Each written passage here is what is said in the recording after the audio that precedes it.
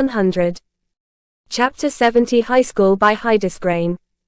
Jason's inner clock woke him up at 5 a.m., which he was already used to after the strenuous week he had gone through. That was because he wanted to practice the Heaven's Hell technique as early as possible before reading some more. After everything was finished, he would eat breakfast and go into school for his first day.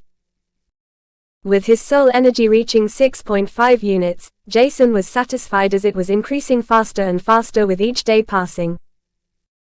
Greg had already told him about Vanguard's affiliated school's average strength some time ago, but rather than fully trusting him, Jason decided to make his own research in the morning. This was only possible because Jason received permission to enter the school website this morning where he could access the students' basic profiles. Each student could enter the school website and set their profile to private, causing their mana core rank, age, and so on to be hidden, but Jason would be able to see at least the average strength from some of his future classmates and seniors. After looking at the profiles of his future classmates, Jason began to frown deeply. Each of Vanguard's 6 affiliated schools accepted more than 15,000 students each year, while the Vanguard school accepted at least 10,000 students. This meant the Vanguard school with its branches accepted 100,000 students, which astonished Jason a lot. But after thinking for a while, Jason understood that each of Cyro's schools accepted only the best students inside Asterix Island, except the ones who got accepted because of nobility rights or other hidden doors. Asterix inhabitant around 300 million humans, and each year around 10 million babies are born in the last few years. Considering the fact that most of them are born into poor families, their education is rather poor and they can't be provided with decent resources to rank up their mana core or at least contract a good soul bond.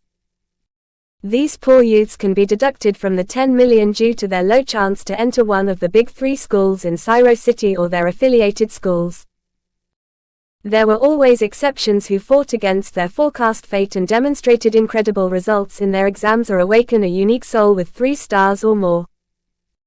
While there are many poor people out there, this was not everything, as many youths can be raised with high-quality resources in order to establish an extremely high-qualitative foundation.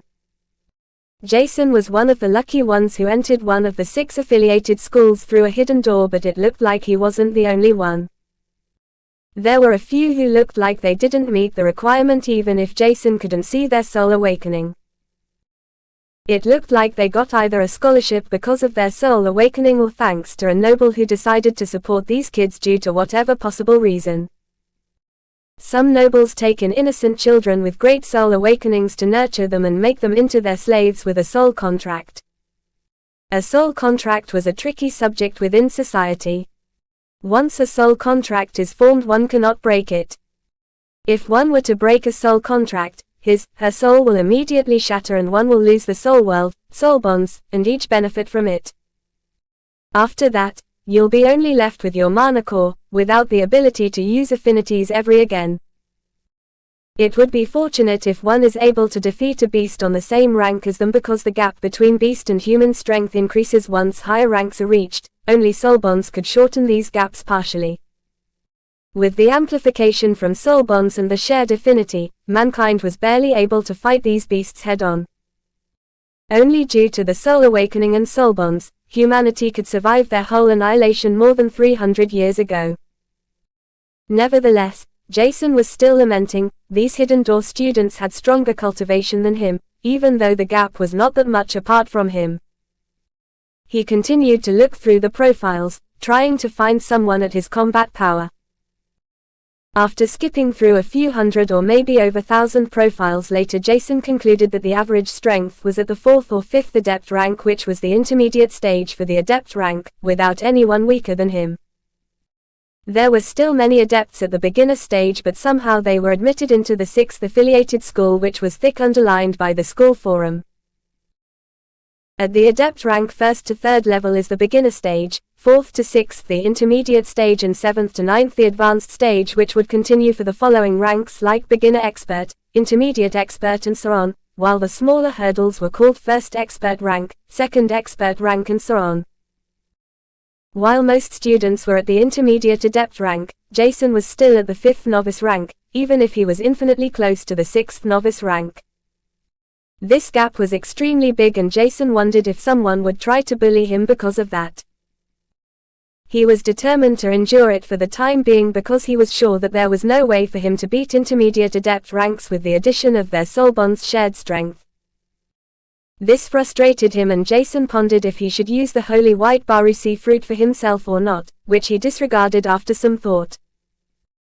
Looking at the clock, he noticed that it was already 6:30 a.m. and Jason jumped out of the bed to make a wake-up workout for 20 minutes. After that, Jason went into the bathroom to take a shower before he changed into his new prescribed school uniform, which consisted of a white shirt, a dark blue blazer, a black tie, and dark blue trousers. The dark blue blazer was outlined with black color and one could see a golden brocaded open book, representing the Vanguard symbol, embedded on his right chest. Above the book were small letters and weapons floating, symbolizing the power of knowledge and its equality to strength, which most schools and people were criticizing. Even though it was the Vanguard School's motto, Jason was sure that most students didn't really care about it, as learning for theoretical things was not something many would want to do in their free time if one could absorb mana, hone martial arts skills, or do other more important things at the same time. Jason wore the perfectly fitting uniform and it was hardly possible to say that he looked hideous, rather than that he looked incredibly handsome right now. His black hair had grown a little bit longer and he wanted to trim them on the sides a little bit while his hair in the front was already covering his eyes at some spots. But these golden eyes couldn't really be covered as they shone through the thin hair. In the end, Jason received his haircut from Gabriella, who did it for all her family members as she liked to do it. Because Gabriella did it, instead of Jason himself, he received a decent haircut and could be shown to the public once again. Looking into the mirror, Jason himself didn't know what to say and Gabriella shrieked like a little girl seeing Jason. Mark and Greg were looking at him weirdly while Malia scanned Jason from head to toe, thinking in her mind, "Hee, finally, I have a handsome brother. Am I allowed to boast with his looks?" KKK. Over the last week, Malia had accepted Jason as her family member, or rather as her brother. She completely threw away her fluttering heart, with the chance of getting such a cute and handsome brother. She found him handsome and all that. But he was too young for her, and after making up her mind, she noticed that the incidents that occurred in the past were obviously embarrassing, and not only because Jason was it. Malia convinced herself that she would react like that to every stranger and decided to cut the possibility to catch feelings for Jason completely. But it was easier said than done, as Jason was not only hardworking but also extremely handsome and smart. He was younger than her and she would at most generate feelings for him as she had for her brother, at least that was what she told herself. After eating breakfast, everyone went for their own path. While Greg and Malia went to the Central District to the Vanguard School, Jason took the path to the 6th affiliated school, which was also seen as the weakest. Even the affiliated schools were classified among each other because there was a way to enter the main school while attending the affiliated schools. Everyone tried to enter the main school because of various reasons, like the yearly tournament among the big 3 schools, which awarded the best 100 with specific treasures. But that wasn't all. The instructors of the affiliated schools were definitely good, but still a whole level below the ones of the main school, and the whole teaching was also built up differently. At least that was what Jason had heard, and some even called it the difference between heaven and earth, which Jason found quite amusing. But he didn't care about that at all, as the resources in terms of techniques he would receive in addition to knowledge were what Jason really wanted to receive. He was additionally already fond of attending the worst affiliated school because it was probably a few million times better than the best C-grade high schools and probably even B-grade high schools. Chapter 71, Class 75 by Hydesgrain. Because Jason didn't have a soul bond he could ride, he had to order a shuttle. There were 2 different kinds of lanes inside Juro City and Syro City, Jason saw.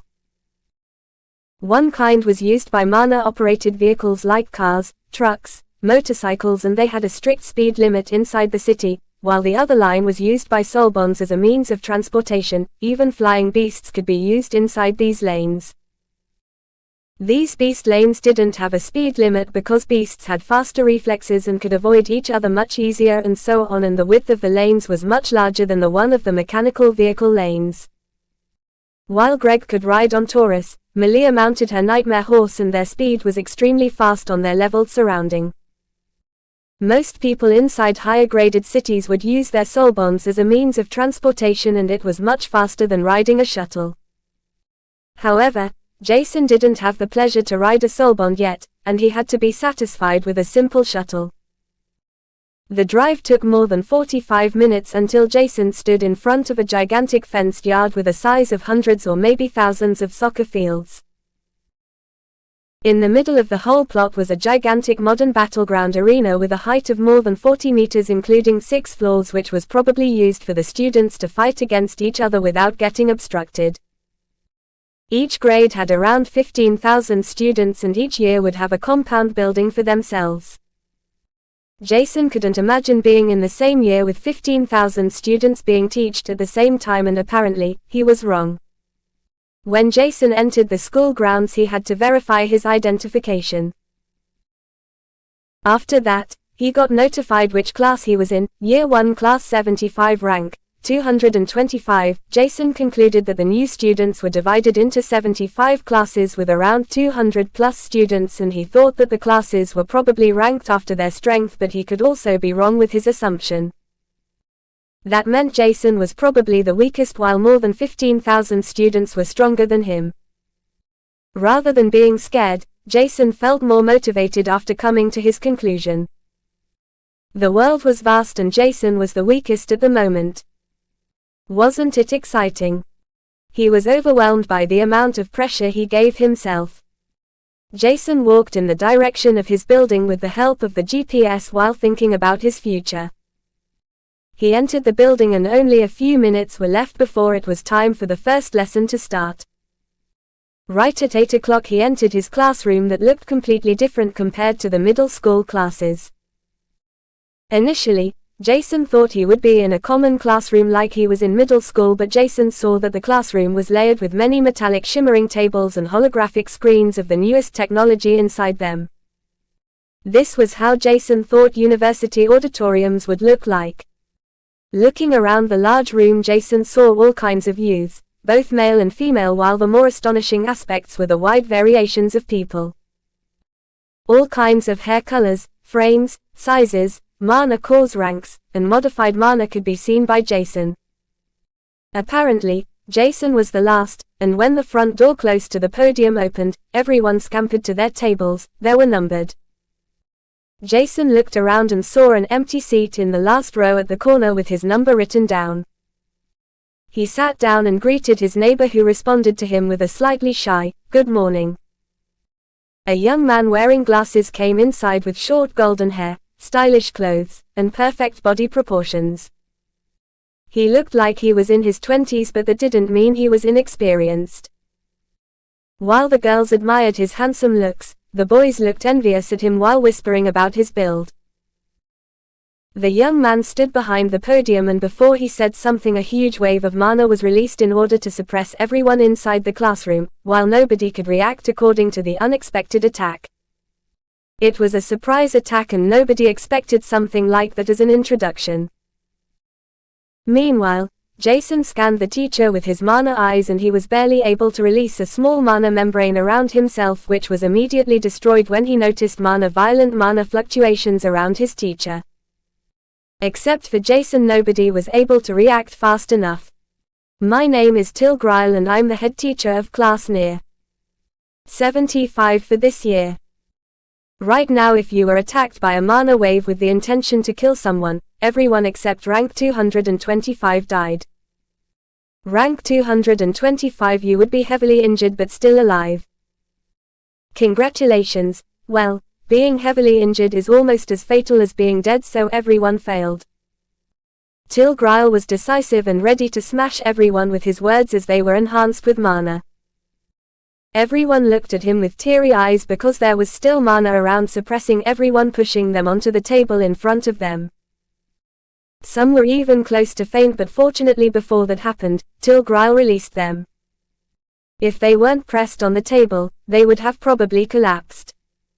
Stand up. Greeting. Till shouted. While everyone was dumbfounded, they supported their bodies with their arms by pushing themselves from the table with all their might in order to stand up.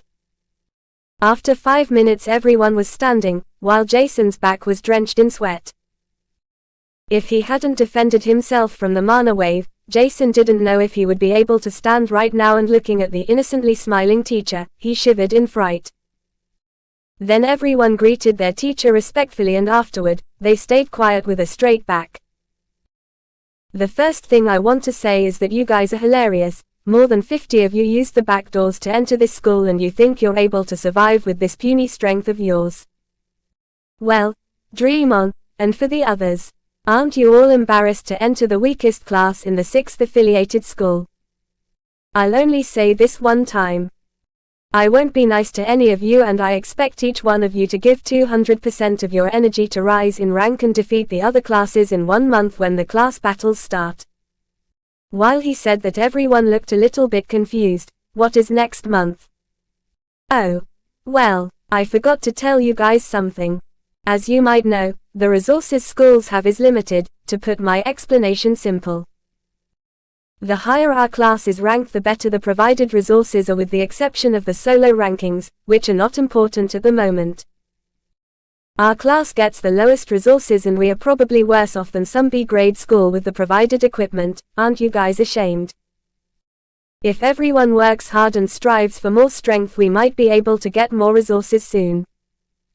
Next month is the first quarterly class battle. If we can defeat the 74 class, we will change our class with them, and thus also the resources. Our name will be 74 and theirs 75 if we defeat them. After that, we could continue until we are defeated. Each class has a single life to challenge classes, but can also be challenged by each class. These class battles can be made up of soul bonds battles, knowledge tests, solo fights, group fights, class sieges, wild zone battles, and so on, so we have to work hard in the future. But the first class battle will only be consistent with solo battles without one's soul bond, as such we will focus on that. If anyone doesn't want to achieve more with our class, I'll throw you into class 74 or somewhere else, because I don't need cowards. But be aware, if I throw someone in class 74, who knows if you're able to get any resources next month. Jason was astonished because his teacher was really competitive, even if their class was the worst one. Maybe this was some kind of spirit for him to motivate the worst class, or maybe something else, but Jason didn't care about it at all, as his teacher's fighting spirit was definitely something good. He liked his teacher's motivational speech, and he had to restrain himself from jumping up to applaud him. Jason also wanted to get stronger by all means, and thus he was happy to have a nice teacher. I don't care about your rankings if you are rich or from the slums. The only thing that matters to me is hard work and the fighting spirit we need to defeat the higher classes. I don't accept lazy people. Well, that was it, but before we start the lessons, let's begin with an introduction. Near 1, please begin. Everyone introduced themselves with their name, mana core rank, affinity rank, and age, while a whole hour passed until it was Jason's turn. Listening to the others, Jason found out that his class was almost equally split with physical soul beasts and elemental abilities. But everyone had one thing in common. Their mana core ranks were at least at the first adept rank, even for the shy boy who sat next to him. It was kinda weird that everyone was such a low rank, and he remembered the time when he read the school information, that most students were at higher ranks and only a few thousand were below the required mana core rank. Was it because their other abilities were especially strong, or did they enter through the back door like him? Hello, my name is Jason Stella and I'm 14 years old. I don't have any ability and I'm a 5th novice rank, close to the 6th. When Jason woke up today, he noticed that it was already mid-August and his birthday had already passed unknowingly. He had never celebrated it since his mother died, and thus, Jason didn't care about his birthday. Everyone listened to Jason, and it was extremely difficult for them to hold in their laughter when they heard that Jason was only at the 5th novice rank. When the first one couldn't hold it anymore, a whole wave started and everyone was laughing except his teacher. Jason didn't care about it and looked calmly at his teacher, who returned his gaze. With a finger snap enhanced with mana, everyone turned immediately silent, and they felt as if their heart was getting heavier and heavier. "Don't laugh at your classmates," their teacher calmly said, but the only thought in their mind was, "Scary. Do you have mana eyes?" Till Grile straightforwardly asked, without caring about etiquette, as it was rude to ask about someone else's traits, and Jason was hesitating for a second before he gave the obvious answer everyone could conclude with a few information. Chapter 72, Starting Class by Hydesgrain. His eyes were pretty obvious because of their color and the golden luster around them. It wasn't that much of a challenge to conclude that his eyes weren't normal. "Yes," and with the single word which came out of Jason's mouth, the class began to murmur among themselves, which their teacher dispersed with another finger snap, but now without mana. The students were already scared about him snapping, and they turned immediately silent. Straits were already extremely rare, and probably only roughly 1 in 1 million had one. Traits could be inherited with a certain possibility, and the ratio of trait holders increased slowly, but mana eyes among these trait holders were especially rare. "Stage?" he asked calmly. "What?" Jason was confused. What did his teacher want to know? Jason didn't know. "I asked you what stage your mana eyes are, Mr. Grile was extremely impatient and turned slightly louder while asking, I don't know." Jason replied hesitantly, "Oh my dear lord. Mr. Grile wanted to curse, but he had to remain at least a little bit of an image. Calming down, he explained it slowly, to put it extremely simply. Traits are divided into different stages. The higher the stage, the greater are the trait's overall effect. When you did your special trait test to get your remark, you should have been tested about your eyesight, visible mana particles, other special abilities, and so on. Just tell me the stage," the doctor told you. Till Grile was impatient, and he didn't notice his extremely rude behavior, which made Jason uncomfortable. Jason didn't know his mana eyes stage, and even if he did, he wouldn't tell it to anyone except his closest friends and new family. The only certain thing Jason knew about his eyes was that they were special, and he could see something nobody else could. "I don't know the stage because I'm from a low-grade city without the required high technology, and the equipment wasn't able to tell me anything." Jason believed it was useless to lie right now, and it wouldn't be that much of a hassle to tell the truth, because he was sure the tests provided in small cities would be many times worse than the ones in the higher-graded cities. Mr.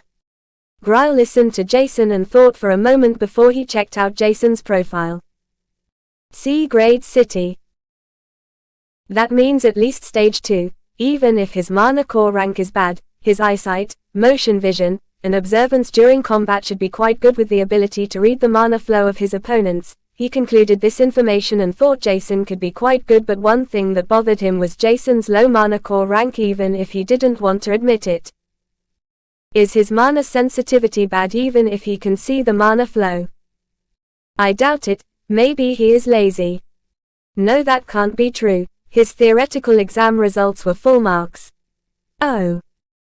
His control over mana could be lacking. That should be it. Everyone was silent and carefully looking at their teacher in front of them. Now that everyone has introduced themselves, we can finally start. To start the lesson, we should look at the cultivation process or mana gathering process overall, and how one can improve the speed in ranking up without harming one's body. There are multiple important characteristics, which are important to rank up fast. Right pointing arrow focus. Right pointing arrow stamina, endurance. Right pointing arrow ambition. Right pointing arrow mana control. Right pointing arrow mana sensitivity. These characteristics can be combined into two sections, also called innate talent and trainable talent. While trainable talents are stamina, endurance, mana control, and focus, innate talents is the ambition to strive for more and one's mana sensitivity. It is debatable for some people if ambition is an innate talent, but, in my opinion, it is, because the more ambitious you are, the better you want to be, and it is extremely difficult to change one's own ambition. If your ambition is only strong enough to survive on asterisks and build up a family with children, it makes you strive for less power than one who wants to take revenge on some big families or even the capability to enter and survive on Canir.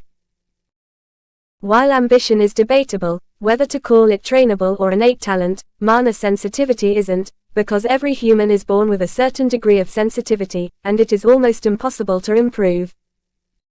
There are a few drastic exceptions humanity tried, like blinding someone to force the body into a state where it has to rely on its senses for dozens of years. Another way to improve one's mana sensitivity would be high-graded magical treasures with the ability to improve the body's senses, but these treasures are rare to find even on Canir. These items are rarely sold if found, and mostly used for oneself or given to a family member with bad mana sensitivity to increase the aptitude in mana gathering. I don't think any one of you would sell such a treasure, right? Wouldn't that be a huge waste? To come back to the main topic. Trainable talents can be increased by making efforts, and this is what we want to do for now. I want everyone to maximize one's mana gathering and circling speed to cultivate faster. Right now, our class is the worst in mana core rank and exam results, but that doesn't mean we are bad. Everyone entered this school, while millions of kids couldn't enter it. Even those who are older than any of you gave it a try, and some might have used the chance while being a year older than the others, but still, everyone that sits here right now overshadowed millions of students. Keep that in mind. We want to strive for more and keep going. Cultivate hard and reach the higher ranks to protect your loved ones and annihilate the foreign races. Everyone began to clap, even Jason, but he wondered why his teacher was emitting a fog of mana with killing intent inside it, surrounding his teacher as if he wanted to massacre the foreign races right at this moment if he could. Jason shuddered as goosebumps spread all over his skin, before he continued to clap, which was somehow similar to group pressure. At least he is ambitious to make us stronger. The detailed explanations about how to train one's focus, endurance, stamina, and mana control took more than 2 hours, and it seemed like their teacher was still not completely done when the bell to initiate a short break began. Mr. Gryle said that they have 10 minutes break to think about the injected knowledge as he left the room for the time being. While internalizing the new information in his mind, the other students stormed into smaller and bigger groups to gossip about their teacher or some students. Jason was one of the most talked topics, with his almost non-existent mana core rank compared to theirs and his unique mana eyes. Some even talked about his good looks, but this was only the minority because the guys were envious and prevented the girls from talking about that. He was immediately an outcast, but Jason didn't even notice that while he realized many facts he didn't know. Jason noted down that he had to employ his newfound knowledge as soon as he came home, and without noticing, their teacher was already back. Unbeknownst to Jason, he was made an outcast and had even ignored a few students that called him because of ulterior reasons, like being an errand boy for them, unconsciously. This made these youths angry, and they wanted to teach Jason a lesson. When the teacher came inside, TCH. What bad timing, one of the youths in the first row exclaimed. He looked like a tough guy with more muscles in his head than brain mass, but this youth was still a 5th adept rank.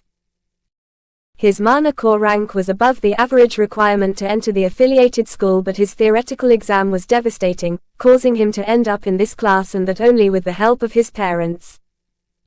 In this class, many students had a decent mana core rank, but they somehow ended up in the worst class. Either their exam results were extremely bad or their temper brought in minus points from the examinee, which was quite common. Or maybe their soul awakening was not good enough for the better affiliated schools or even the main school. Considering that even a 2.5-star rating was the worst to get accepted under normal circumstances, it wouldn't be difficult to end up in class 75. Brute force was everything some students knew, but that was something they were proficient in. Jason was still unaware of everything, and only when he sensed the familiar mana fluctuations of his teacher, he lost focus on his thoughts and looked up. Now was the first time Jason looked directly into his teacher's mana core, and it was shocking. Oh my god. So much mana liquid. His aunt and uncle were not even close to the quantity of mana liquid inside his teacher. Is he a Grandmagus? Or maybe even the rank above? I believe the old man had similar vibes, even if his mana fluctuations were suppressed. Even if he is a Grandmagus, why should he degrade his status to teach a class at the 6th affiliated school of the Vanguard School? He could even apply for one of the higher positions inside this school or even the whole Asterix Island. Ellipsis. Weird. Before Jason could continue his train of thoughts, Mr. Grile continued his lesson, but now he was talking about the various kinds of herbs, fruits, trees one could find everywhere, including their characteristics, rarity, how to pick, and so on. This lesson only took an hour and everyone received 3 book files sent onto their quantum bracelets. How to find magical herbs, healing herbs, and magic plants. Journey into the woods. Your homework is to finish these books by next week. We will write a test about them. While everyone was flabbergasted while looking at the large files inside their quantum bracelet and back to their teacher, he continued talking. We have still more than enough time left. Today is a special day for everyone. You got to know each other at least slightly, but the most important thing is that everyone should know the combat prowess of each other. I'll give everyone 4 hours time to reach the most perfect combat form, and after the time is up, we will have spars to renew our intern class ranks. The teacher finished and the class roared in fighting spirit. Chapter 73 Scaredy by Hydesgrain. Almost nobody was satisfied with their own class ranking, even the top, because they wanted to enter the higher classes.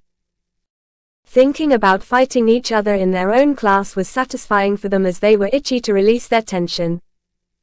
Because everyone's mana consumption will be huge. I'll limit the battles to 2. Everyone can choose one opponent, while the same goes for inquiries. This is to prevent a group from fighting a single individual a few times in succession. Please choose your opponent now. First comes, first serves. In front of everyone appeared a holographic screen with a name live. While everyone was astonished, Jason immediately scanned through the list as he picked one name. After a moment, he didn't want to compete against the top ranks of his class right now. It was still way too early for now. As such, he picked number 224, who sat next to him with a mana core rank of a first adept. There was nothing special about this youth, and Jason thought that this would be the most likely opponent for him to beat. It was the most rational way for him to get out of this competition without getting beaten up too harshly. While he hoped that the boy next to him also picked him, a certain name with the corresponding number appeared next to Jason's name, near point 4 Leo Heart Mana Core. 5th Adept. Jason's eyes widened and he was about to jump up, thinking it might be a mistake, when he saw a muscular boy looking at him with a sly smile, causing him to frown. Bullying. Okay, let's play this game then. Calming down everyone with a finger snap, Till Grile started a timer in order to let everyone increase their combat capabilities to their limit. The time would be countdown in 4 hours, and it was an extremely long time to prepare for a fight. Jason knew that he was picked on by some muscle brain who wanted to mess with him, and he jumped up from his chair to rush out of the classroom, drawing a lot of attention on him. Does he think he can run away? If he doesn't even dare to spar with his classmates, why is he even coming to this school? Leo Heart said while laughing heartily. The small group that gathered around him like hyenas was cackling, calling Jason coward, idiot, scaredy cat, mudhead, and much more. Even Mr. Grile was confused about the sudden sprint Jason put off. He was about to become disappointed about the black-haired boy, thinking he might give up on the spar due to a small hurdle, when his released mana sensed something in particular. Disperse, the teacher just said, when he vanished from their sight. Mr. Grile followed Jason, who seemed to follow something until he entered the forest within the school grounds, that belonged to the 3rd grade students. Normally Jason wouldn't be allowed to enter it, but with Mr. Grile around, there wasn't anyone obstructing him. Entering the forest, Jason followed solely where his eyes lead him to. As he rushed through the forest for almost 10 minutes straight until he saw a small blue shining lake surrounded by lush trees. Above the lake was a thick exotic looking stone arch, where dense and thick mana streamed through. Even Syro City's mana was at least 6 times denser compared to Artes City, but the whole lake in front of him looked like it had double the density. As if that wasn't enough, Jason noticed a few things on top of the stone arch that attracted his attention. The stone arch's top was at least 30 meters in height, and it looked massive when Jason stood in front of it. However, due to his curiosity, he decided to climb it up, even if it would take some time. Almost 30 minutes later, Jason somehow ended up at the top of the arch, and the amount of mana he sensed there was even more than at the bottom. Jason was happy to have climbed up the stone arch, as the mana density satisfied his demand. The closer he came to the thing that attracted his attention, the denser the amount of mana became, when he squeezed himself through some bushes.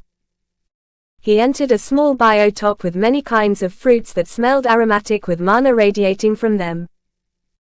Through his many eyes, Jason could even see colors enmantling these fruits.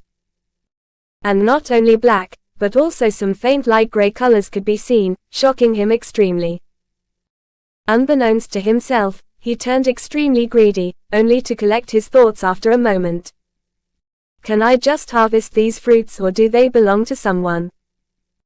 Jason thought as he was tempted to just pick them up, before running away. Thinking for a moment, he considered that his mana fluctuations could be found here, turning him into the main suspect, which wouldn't be helpful. He would be kicked out of the school in the best case scenarios, so Jason used the quantum bracelet to write to his teacher. I found some magical fruits on top of a stone arch, can I pick them up or not? He asked straightforward without writing anything else. You may pick one, a voice behind him suddenly said, and Jason turned around slightly frightened, only to see his teacher with an odd expression. Jason was shocked to see his teacher behind him, but he only nodded his head as he looked at the fruits in front of him. Scanning through all of them, Jason picked the fruit with the thickest light gray color.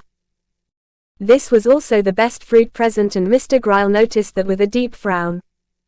Ugh, this will be annoying to explain, Mr. Gryle lamented in his mind before he vanished again. Jason didn't notice him vanishing, because he took out his perennial nevoid box, where the holy white bakuri fruit was already inside. Squeezing in the Siphon Agnus cactus flower, he picked up, the whole box was completely filled. Now, he was somewhat worried that the magical effect of both plants might reduce like that, as they were squeezed slightly within the box, but this had to wait for now. Even if they were squeezed together, their effect wouldn't decrease by much. Jason had still 3 hours left, and he still had to run to the arena. As such, 3 hours would be the limit Jason could use to strengthen himself. Sitting down right above the thick mana stream between the flowers, he didn't mind their existence. Jason took out a few mana stones, which he laid down in front of him in order to supply his mana absorption even more if necessary. Closing his eyes, he activated his mana sensibility to the limited capabilities. Jason could feel the whole wildlife around him with his senses alone, which was amazing. It felt like his mana core was screaming for more mana as all his pores opened up, releasing excessive oils, before it began absorbing the mana in his surrounding under Jason's lead. His control and mana sensitive were exceptional high, and the mana streamed into his mana channels, filling them up within seconds. Jason made huge circles through his mana channels with the foreign mana before he injected it into his mana core. Asking himself why he even took out the mana stones, Jason felt weird as the mana from his surroundings was vast enough to overwhelm him, when all of his mana channels were flooded by mana. He almost lost his focus because of the overwhelmed quantity of mana, but Jason could fix his focus after a moment, before he greedily circled the mana within him only to inject it into his mana core afterward.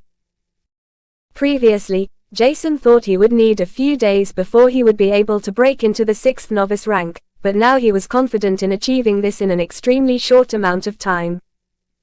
Unbeknownst to himself, a translucent mana cocoon surrounded him, as Jason entered a state of complete focus. The mana in his surrounding was absorbed greedily while seconds, minutes, and a whole hour passed. Cracks could be heard within the cocoon, and Jason opened his golden shining eyes when he woke up from his focus state. Looking around, he noticed the dense mana cocoon around him as he decided to consolidate his newly advanced 6th novice mana core immediately, before he would measure the increasement of strength. Mr. Grile's task was to look after all students. However, seeing what Jason did right now, he even forgot that he was a teacher as he stared at the worst student in awe. Who was this idiot, thinking that his mana control was bad? Why the hell is he only at the novice rank? Till was even more confused than before. With the abilities he saw, there was no way for Jason to be only at the novice rank. He should be at least at the expert stage with such capabilities. One could only see a handsome-looking teacher with blonde hair standing on a tree, looking dumbfounded at a mana cocoon for 2 more hours.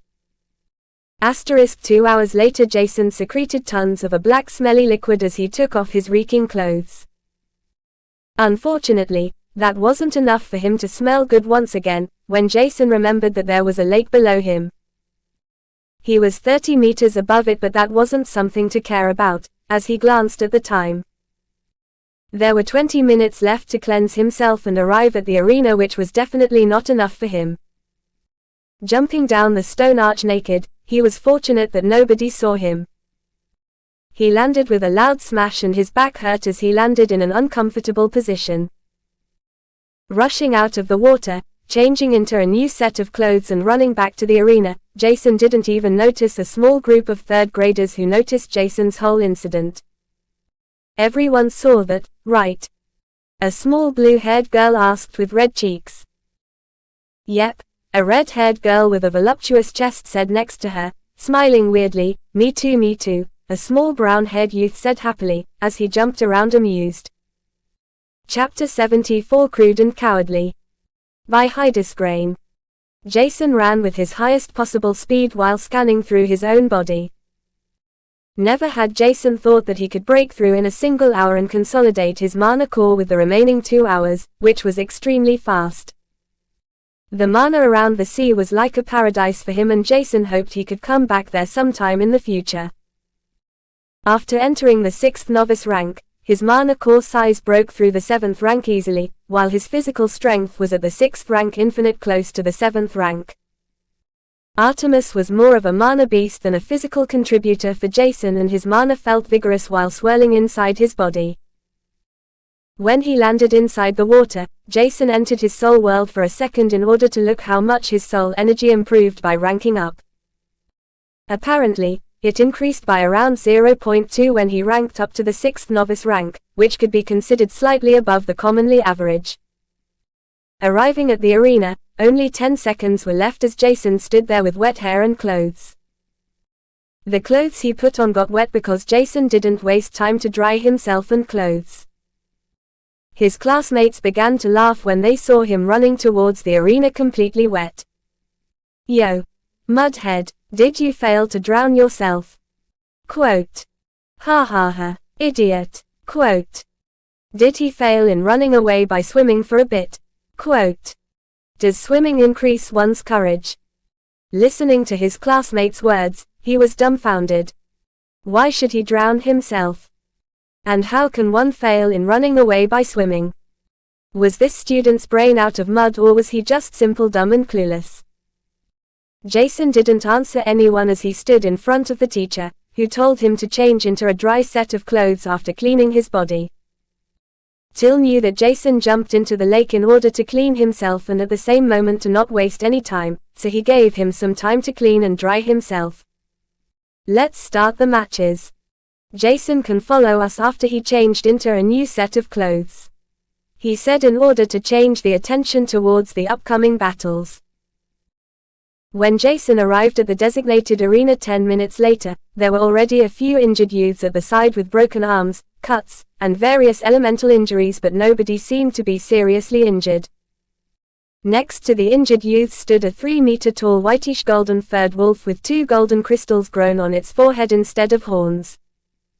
The wolf released a calming and purifying energy that could slowly heal the injured youths. Jason noticed that this wolf was a beast with either the light or holy affinity. While light abilities were inferior out of both of them, but Jason couldn't differentiate the affinities as he had never read either, so their mana fluctuations. Additionally, Jason didn't know what beast it was except its canine race, as he had never seen this race within the Beastarium. Looking around the arena, its construction was pretty simple, with a few quadratic reinforced stone platforms as the sparring area, while the platform could be surrounded by a cubic protection field if needed. This protection field could absorb all kinds of attacks below the Magus rank, hindering them in leaving the combatant area and to prevent injuries among the spectators. However, for the first spars, this protection field was not activated, so the teacher could save the two combatants if needed. Deflecting adept ranked attacks was not even worth lifting a finger for him. Releasing some mana was more than enough for Mr. Grile. Mr. Grile saw Jason and called him onto the platform with his seat neighbor as first spar. Standing opposite each other, both got into position while Jason scanned his classmate's mana to find out what kind of elemental ability his opponent had, if there was one. However, Jason was lucky and near. 224's mana seemed normal, without any transmutation from elemental affinities, as a small smile emerged on his face. His opponent thought it was somewhat weird for a 5th novice rank to smile while fighting against someone 6 levels above. He thought Jason was overestimating his own capabilities and made himself ready to fight, entering a common battle stance. The teacher gave the starting signal, and in Jason's hand appeared 2 small knives, while his opponent used a longsword that looked extremely heavy. His opponent began to rush at him with a speed that surprised Jason. Calming down within a millisecond, Jason took one step forward before he changed his direction without delay in order to step backwards with large strides. Jason was happy on his inside while his smile froze on the outside, causing his opponent to feel happy before their real clash even began. His opponent's speed was fast, but not fast enough to overwhelm Jason entirely, as he had to carry a heavy and cumbersome longsword with him, while Jason was almost empty-handed. This happiness of the longsword wielder vanished extremely fast as Jason, who wore the mechanical knife holder, began to throw knives at him. The accuracy Jason achieved over the last week was exceptional, as such it was essentially difficult for his opponent to deflect the throwing knives.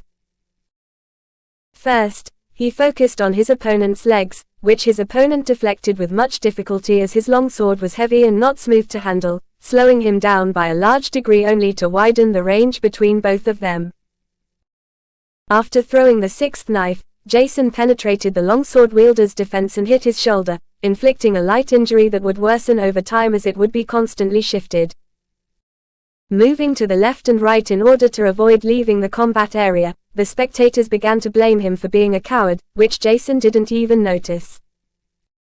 He was too focused on his fight, when his opponent was suddenly only a meter away from him. With wrath in his eyes, the longsword wielder slashed at him.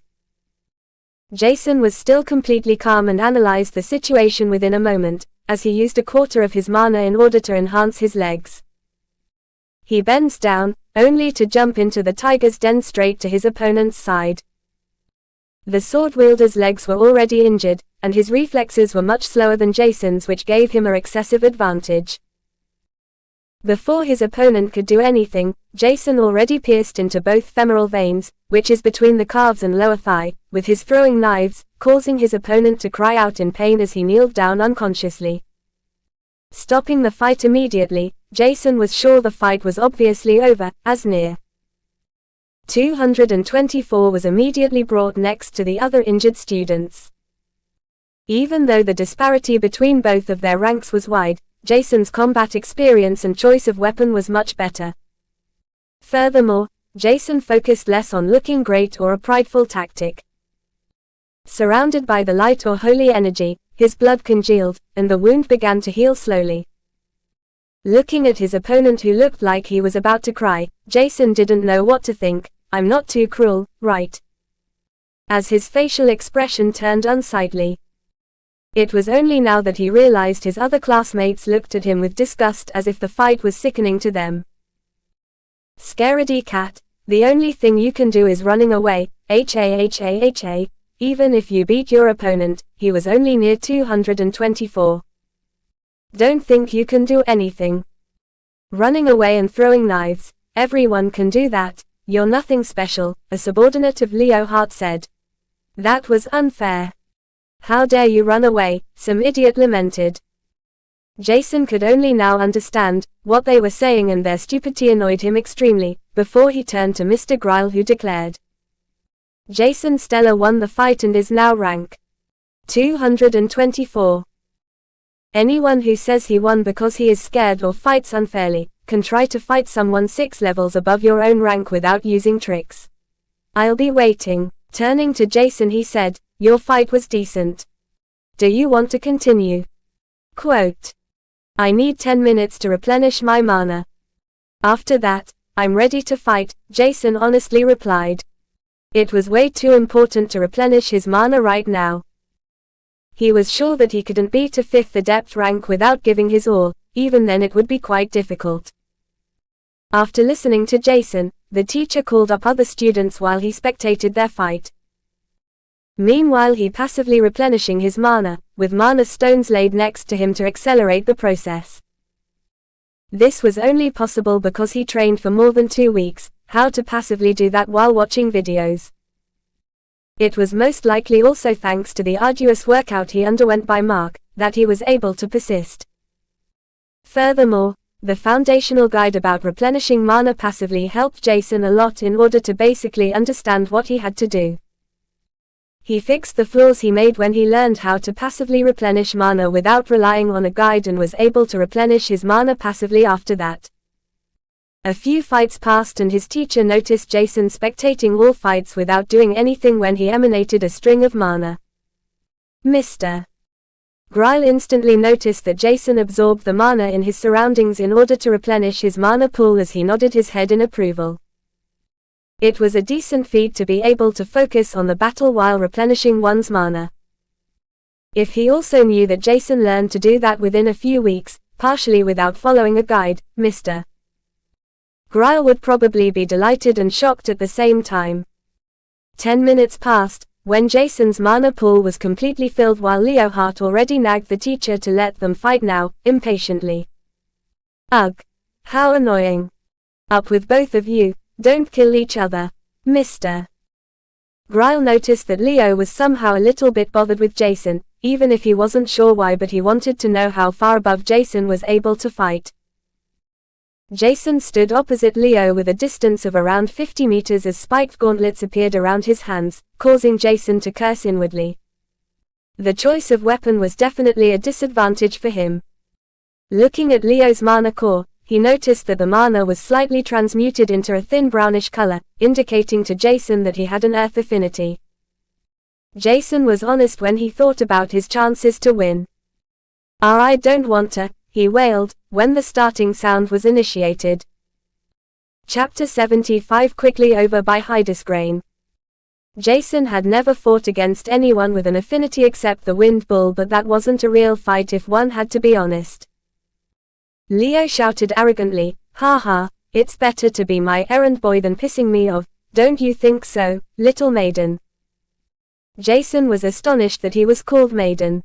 "I know I'm handsome, but bro, I'm a boy, or maybe I'm also beautiful." Ah. Never mind that. If he was honest, Jason was extremely narcissistic since he awoke his eyes. However, previously he wasn't confident in his own body, which was now different.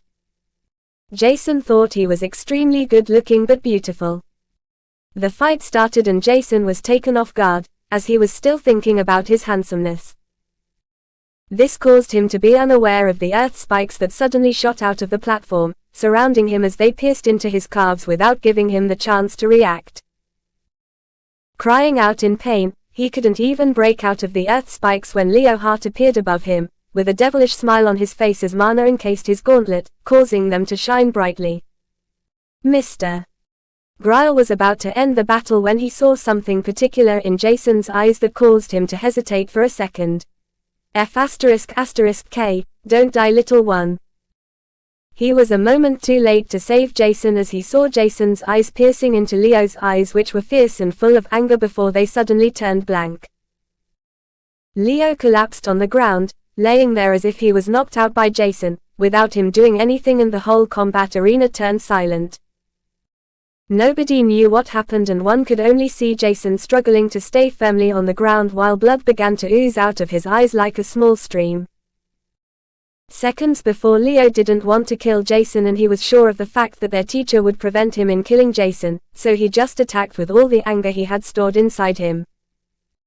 Even if it wasn't accumulated from Jason, he needed a punching bag right now, and in front of him was the perfect victim. Jason noticed that something was off when the teacher didn't stop the attack, as Leo Hart's mana-enhanced gauntlets were only some distance away from him. Using his fully stored mana and the amount accumulated within his eyes, he released the whole vast amount of mana at once through his eyes, while staring at Leo. Leo gazed into Jason's eyes that seemed to tell him he was an ant in front of him when Jason's eyes turned gigantic, enveloping his whole existence. While they grew in size, Leo's senses were completely sealed off as he felt like he was falling into an eerie and frightful darkness that seemed to be unlimited behind the golden luster of Jason's eyes. It seemed as if he was imprisoned within the abyss, and it was extremely frightening. This short moment felt like an eternity to Leo as he suddenly shuddered when he saw something particular gazing at him. He began to sweat heavily, and he was forced to stumble backward with heavy steps before his eyes turned wet with fear spreading through his whole body. Suddenly the abyss in his mind vanished, releasing Leo back into reality when his brain registered the eternity that passed inside his mind within a millisecond. It couldn't handle the shock and Leo collapsed in front of Jason on the ground. Jason didn't know what exactly happened to Leo, but he knew what his eyes were able to do, at least to a certain degree, because the same happened when he was sparring with Greg. One time Jason was so annoyed by Greg, that he used up a small amount of mana inside his eyes while fighting with Greg. Suddenly Greg's moves were somewhat slowed down and restricted. After a second, Greg was freed, but that wasn't the main fact. When that happened, Greg looked at Jason with shock when he told him that Jason's eyes enveloped him somehow, welcoming him to an uncanny darkness, like an abyss. Greg didn't want to experiment with this ability with him ever again, because the abyss, they named it, was too eerie. Jason wanted to test this ability with his whole amount of mana, but there was no one to test it at.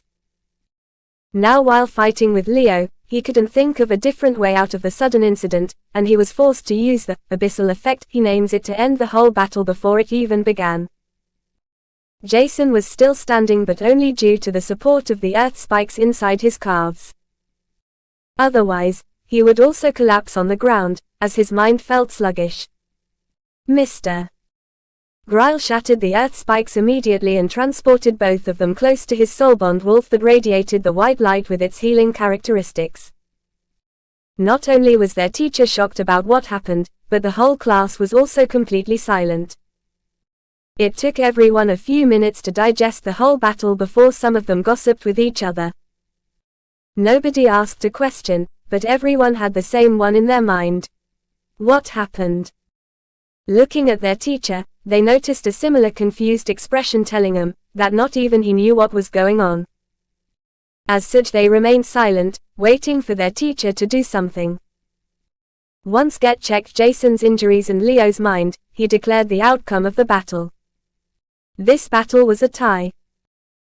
Next one please. Normally Jason would have won this fight as he was still standing when Leo was already unconscious lying on the bottom, but this would mean Jason's rank would change to the 4th, while Leo's would decrease to the 224th. After changing the ranking like this, Jason would be probably tormented and bullied once he as a teacher wasn't there, which he wanted to avoid. In the end, he decided to declare the fight as a tie. Jason was just too weak right now, even if his combat prowess seemed to be extremely strong for a new advanced 6th novice rank. The fights continued, but not many rankings changed, and the whole class ranking battle ended with only a few slightly injured youths, while Jason lost his consciousness. Leo was also unconscious, and the two of them seemed to have sustained the most serious injuries compared to the rest. Leo's mind seemed to work fine and only sleep would be required to heal his psyche, while Mr. Grile thought the same about Jason's case. Because of that, they were both brought to the infirmary. It was already afternoon when Jason woke up in an unknown room. Trying to stand up, he was astonished to notice that his calves weren't hurting or even numb. Next to his bed was another bed and Leo was sleeping on it with a stupid facial expression. If Jason was honest to himself, he didn't know what to think about Leo. Did he really want to kill me or was it an accident? Why didn't Mr. Griles save me? These thoughts ran through his head when the infirmary door opened with Mr. Griles walking inside, with a nurse following behind him. They noticed that Jason was already awake and standing firmly as Mr. Griles came closer. Jason, I think I've to apologize. I hesitated for a slight moment to save you, when I saw your eyes shining and it ended up in a mess because of me. Luckily nobody is heavily injured, and I hope you won't hold a grudge. He said sincerely. Jason noticed his genuinity and accepted the apology. He didn't hold a grudge because everything ended up somewhat fine, without him getting severely injured.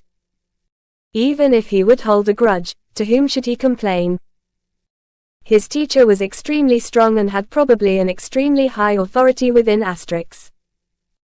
After accepting the apology, Jason decided to go home, as he had nothing to do within the school anymore. He even forgot to change his clothes when he called a shuttle as Jason was running around with his jeans that were ripped at the calves. It was probably looking extremely funny, except for the bloodstains one could see. When the shuttle arrived, he entered it and went inside the soul world in order to practice the Heaven's Hell technique diligently. Because of his breakthrough in his mana core rank, his soul energy reached 6.7 and Jason was happily leading around the shapeless energy, injecting it inside the soul world core within 25 minutes.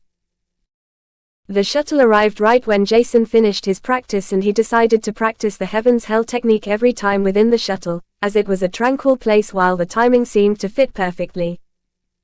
Entering the small house, he was now living with the Flays. Gabriella was the first one to see him as she greeted him with a smile. Hello Jason, why are you so late, how was your D-Day? The last words were almost shrieked when she saw how Jason looked like. He wasn't wearing his uniform, because they were stained by impurities and right now, Jason's lower body looked like he had survived a massacre. The part below high tights were almost completely littered with blood and Gabriella noticed the holes inside his pants. She hurriedly ran over to him in order to inspect him for injuries, when Jason told her that there was a small class ranking battle. Small? You look like you went to the war zones. She shouted and Jason was grateful for her worry, but she was extremely loud, attracting the attention of the other family members who got curious about the dispute. When they saw Jason's look, Greg and Malia immediately hurried over to inspect him neatly, before they noticed that he was fine. Jason was embarrassed about getting touched by multiple hands like that as he asked all of them if they could sit down to let him explain everything. As such they sat down before Jason began talking about the things that happened over the whole day, beginning with the lessons and his breakthrough. What? You already broke into the 6th novice rank? Greg cried out and Malia urged him to consolidate his mana core before ranking up, when Jason continued explaining that he already consolidated his mana core after his breakthrough. What? Now it was Malia to cry out loud and she looked as shocked as everyone else. Even if the 6th novice rank was nothing special, especially for his age, but consolidating his mana core within 2 hours was more than a little bit fast. He finished the reproduction about the day neatly when he saw Gabriella and Malia fuming with anger. What kind of teacher is that, to neglect his student on the first day? I should call the principal and complain about him, Gabriella said, and she was already opening her quantum bracelet when Jason calmed her down. Greg was quiet and feeling a little bit weird when he heard about Jason releasing his whole mana pool inside his eyes to activate the abyssal effect. Being reminded about this caused him to shudder in fright as he tried to change his thoughts. Jason wanted to go outside to wash his clothes when he was reminded about his holy white Barusi fruit, which used up too much space as he turned to the Flays that were like a family to him. Can I loan some credits from someone, please? I want to contract another soul bond, Jason innocently said while everyone looked a little bit confused. Quote. Chapter 76 Apology. by Hydesgrain. Jason was lying on his bed, looking at his bank account with a faint smile. 1 million credits. The Flays were uncertain what to think about Jason when he told them that he wanted to form another contract while Artemis was evolving. She would evolve into a higher species with a much higher demand for soul energy than before, and now Jason wanted to bind another beast. Wasn't he desperately accumulating soul energy in order to maintain a secure soul bond with Artemis? Nevertheless, Gabriella gave him the credits. Seeing Jason's determined and ambitious expression, right after he came back home from school, looking like he was beaten into a pulp, something must have happened to change his mind. Jason pondered for a long time if he should just contract a lot of soul bonds in order to receive the shared strength of hundreds of beasts while accumulating soul energy for a single beast with high potential, but it felt wrong. His soul world would probably able to do that because the information humanity had about soul awakenings and soul worlds was that one needed to have a 2 meters diameter soul world to hold at least an unblemished ranked beast. Some humans had a smaller soul world and could still hold at least a wild ranked beast, while Jason's soul world was vast, able to handle a huge quantity of beasts. But that wasn't what he wanted, as he would rather focus on quality instead of quantity. However, after today's fight, he finally noticed that his plan was naive. It was important for him to use all means to reach the strength of his classmates that were stronger than him in a head-on fight, by all means. Furthermore, Jason wanted to experiment with the holy white bakuri fruit he obtained in Jiro City, which was another reason for him to pick another soul bond. Previously, Jason was anxious about picking another soul bond because he was uncertain about Artemis' growing speed, but even so, Jason estimated that she would probably need more than 1 month to finish her evolution. In the meantime, Jason was confident to reach at least an innate soul energy of around 10 with his rapid soul energy reproduction speed. Right now his soul energy was already around 6.7 units large, while 4 were used up by Artemis at the moment. His innate soul energy, after deducting Artemis' shared soul energy from his soul world amplification, would be around 5.4 right now. Today's fight changed his train of thoughts completely, as he wanted to grow his soul energy as soon as possible to avoid getting beaten up. Since he awakened his eyes and finished the soul awakening, Jason was never as close to death's doors as today. If he hadn't used his eyes, abyss effect, he would be either heavily injured or maybe even dead. He wanted to use the holy white bakuri fruit for a non-potential beast to test out his purity theory. As such, he made an appointment to enter Syro City's Beast Pagoda first floor. Before Jason thought, he would have to wait at least a few weeks to enter the Beast Pagoda, but somehow the first floor of the Beast Pagoda had many free dates left which were completely different from the second, third, and following floors, that had a long queue. Thinking for a moment, Jason realized why this was the case. In his old hometown, there were all kinds of beasts below the magical beast rank on the same floor, while this wasn't the case for Syro City. Here, every rank had its own floor, and Jason obviously selected the wild beast floor, which not many people in Cryo City used for a soul bond. In Syro City it would be shameful to form a contract with a non-potential wild beast, and the Beast Pagoda itself did not have strong wild beasts with a high potential.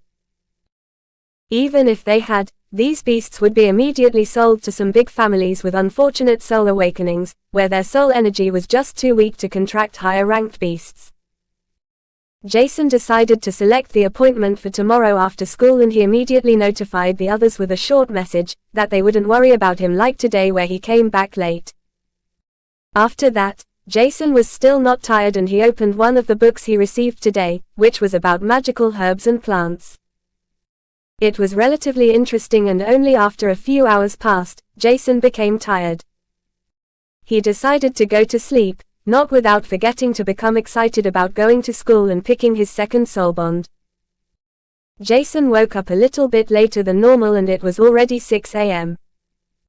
The first thing he did were his morning exercises before he washed up and going down to eat breakfast. Gabriella was placing the last dishes on the table when Jason arrived, and it looked like Malia and Greg were either sleeping or washing up. They talked a little bit with each other, but his aunt didn't ask him what kind of beast he wanted to pick, which Jason found weird, as she should be curious about it. This was exactly the case, and she wanted to know more about Jason's sudden decision to pick another soul bond, like, why now and not later? Or how this sudden change happened, but she didn't want to ruin the atmosphere. Jason wasn't sure what he would answer if she asked about what kind of beast he wanted to bind, as he himself was unsure about that. Minutes passed and the siblings went down almost at the same time, greeting everyone heartily before they began eating breakfast as Mark arrived as the last one. Breakfast was the only meal everyone ate together, and the mood was relaxing for the mind. Nobody asked Jason any questions, even if they were curious, and instead of asking him anything, Jason was curious about Greg's first day in school. Apparently, Greg was in class 23 out of 50, and that was solely because of his soul awakening. Greg's ranking was in the middle area within his class, thanks to the high physical amplification he received from his soul world, which frustrated him, but there wasn't anything he could do about it.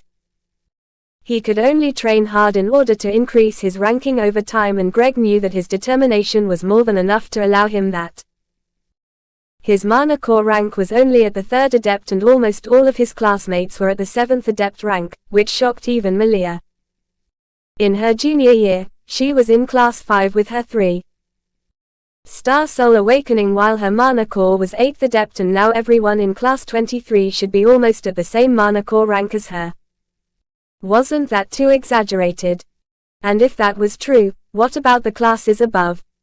Were there already 14-year-old experts?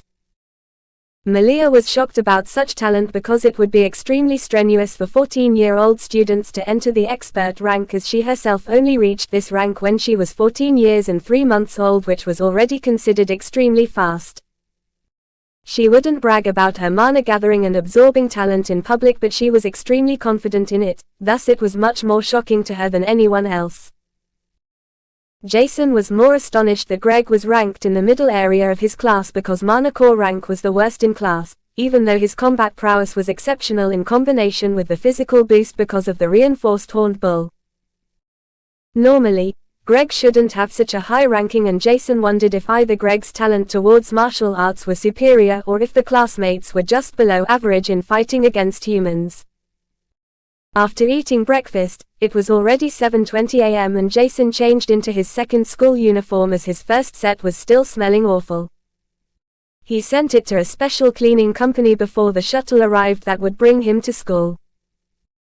Its shuttles arrived at school when Jason finished practicing the Heaven's Hell technique, and there were a still few minutes left before school would start when he entered his classroom. Upon seeing Jason, everyone was silent, causing him to hesitate slightly, as over 200 pairs of eyes stared at him with question marks in their eyes and doubtful expressions. When he sat down, he saw Leo Hart walking up to him with a straight back. When Jason noticed that there wasn't any anger or arrogance in his eyes left, as Leo cleared his throat. "Hey, Jason, I think I have to apologize to you about yesterday. I was too impulsive, and it wasn't my intention to seriously injure or kill you. I thought the teacher would stop our fight before something happened, but apparently, that wasn't the case. I don't know what you did to me yesterday, but after I woke up, I could clearly think about many things while being reminded of the endless darkness I saw. Sorry again, and let's not hate each other, okay?" Leo turned around and sat down on his seat when their classmates looked at Leo in shock. Some of them were in the same middle school as he was, and it was extremely shocking to see him saying sorry. And this to the second last rank with a Mana Core of the 5th novice rank. Unbelievable. Wait. 5th novice rank. Some students released mana treads and scanned Jason's core because they noticed something different. 6th novice rank. Exclamation mark. He broke through. When? Unbeknownst to them, Jason broke into the 6th novice rank before the class ranking battles even began. But for Jason, it was relatively shocking to see that Leo was completely fine after he activated the abyss effect of his eyes with his highest capabilities. Leo was completely fine, and he even fixed his bad attitude because of it. Weird. He thought as it was weird. Jason asked himself once again, what exactly his eyes were, as normal mana eyes couldn't do things as his could do. But before he could continue the train of thoughts, Mr. Gryle walked inside for today's theoretical lessons were taught. Theoretical lessons were the most annoying thing for some muscle brains who only wanted to learn martial art techniques as they demonstrated their unwillingness. But Mr. Gryle didn't mind their attitude, as long as they didn't interrupt the lessons with their noises. Time passed uncontrollably and it was already 4 p.m. when school was over. Jason learned many new things and his mind was like a sponge absorbing all information provided without distinguishing between important and useless information. On his lunch break, Jason practiced the Heaven's Hell technique. Somehow, he began talking to a few people in his class about school lessons. As Jason's knowledge was distinct, while even Leo came to them. He wasn't sure what exactly happened, but after being an outcast for a single day, Jason was surrounded by his classmates.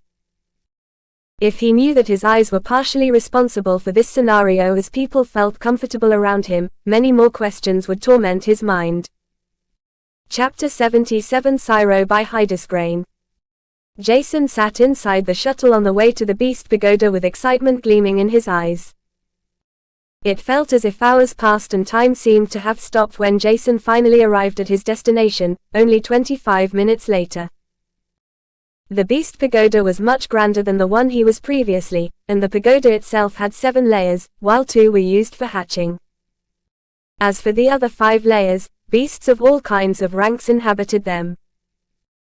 While Jason was fascinated about the mana fluctuations he could feel and see all around, he walked slowly towards the large gate that was opened right after he stepped in front of it.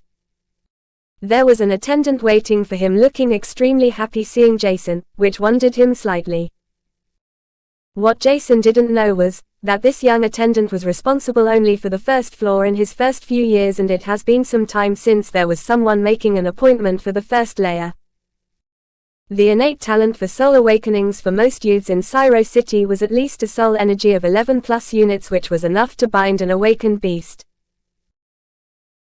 Furthermore, even if one's soul energy was less, one would rather practice the Heaven's Hell technique for a few months in order to reach the threshold to venture directly to the Beast Pagoda's second floor or form a soul bond with a potential beast caught by beast merchants, as their service was faster and more reliable than the Beast Pagoda's. Jason walked through the opened gate and the attendant ran up to him.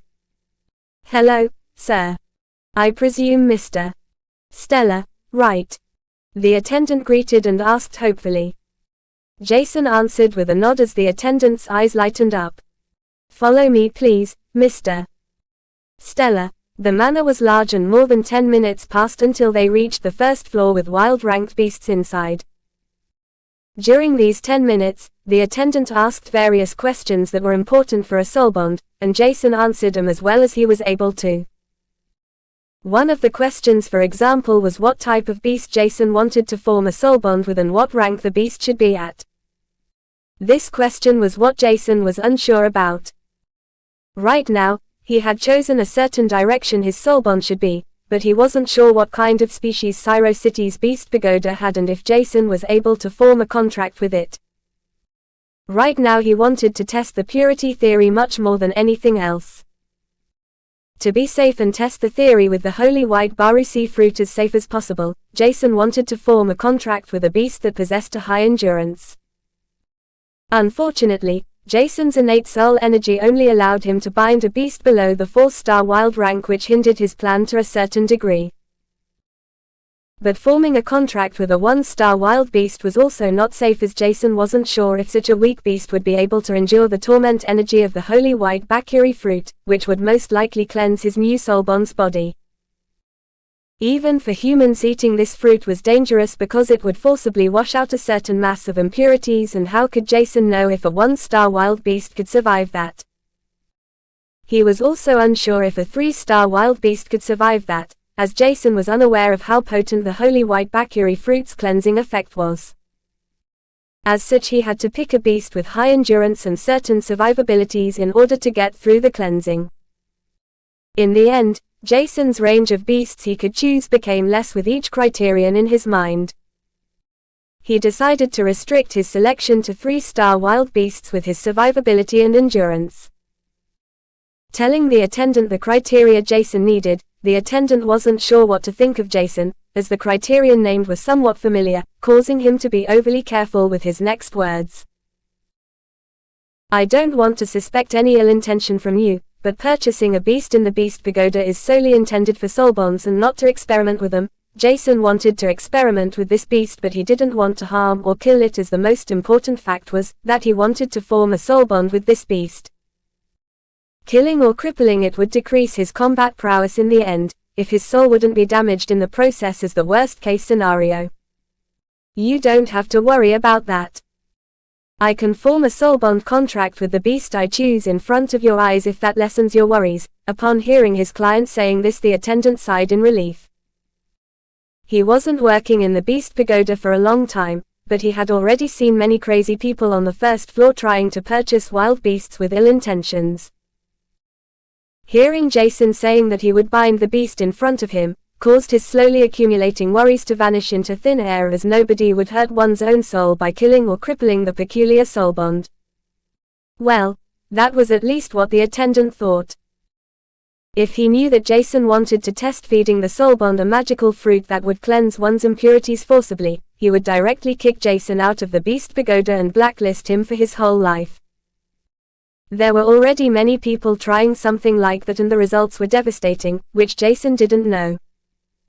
But these tests were neither seriously done or safely carried out. The magical fruits purchased were much more potent than the one Jason owned, and God knows how the scientists tested this theory with the beasts. In Jason's opinion, most experiments would probably feed the cleansing ingredient in the beast's growth phase, or maybe they were too weak in order to withstand the potent magical fruits. Jason had done a lot of research about the holy Bakuri fruit, and it was not only the worst magical cleansing fruit, but his, in particular, was the weakest among the weakest that Jason found good. With a good soul bond, it should definitely be possible for a beast with high endurance and survivability to get through the cleansing process without receiving any injuries, while he would help out in every possible way. When he reached the wild beast floor, Jason immediately activated his mana eyes effect to scan through all kinds of beast potentials and mana purity, only to be disappointed. If there were some treasures, Jason would rather pick such beasts instead of experimenting with his second soul bond, but not a single beast had a color radiating from it, which left Jason a little bit dejected.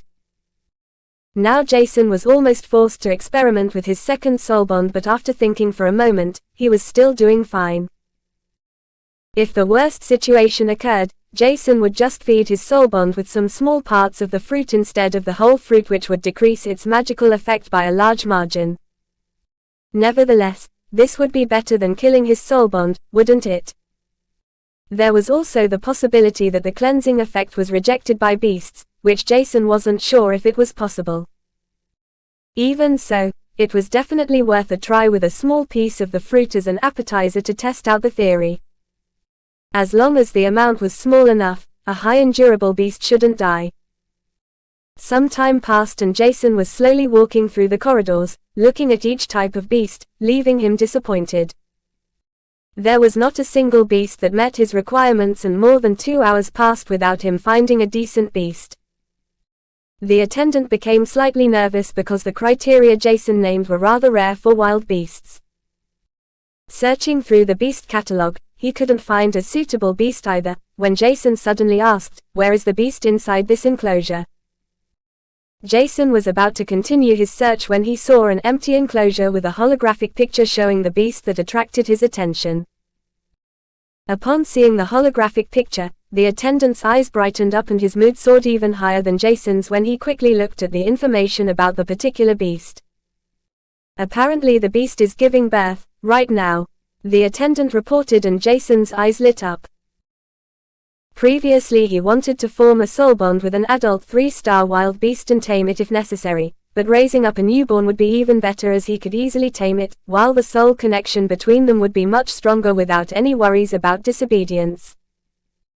Jason was in such a good mood that he ran up to the attendant, asking, "Once the offsprings are born, can I immediately form a contract with one?" The attendant, surprised about Jason's sudden eagerness, didn't know what to say. One had to wait a few days normally before one was allowed to contract a beast. If the beast he wanted to form a contract thought of Jason as his mother, it would be much easier to form an extremely deep connection with each other, which was what everyone wanted. Thinking for a moment, the attendant remembered that there was no law forbidding a beast to be sold directly after it was born. It was only seen a little bit immoral. As such, the attendant called his superior to ask for permission. Upon seeing the attendant's expression and hearing the superior shouting at him, Jason felt a little bit apologetic. The superior didn't care about the life of wild ranked beasts and gummed in anger, having to answer to such an idiotic question.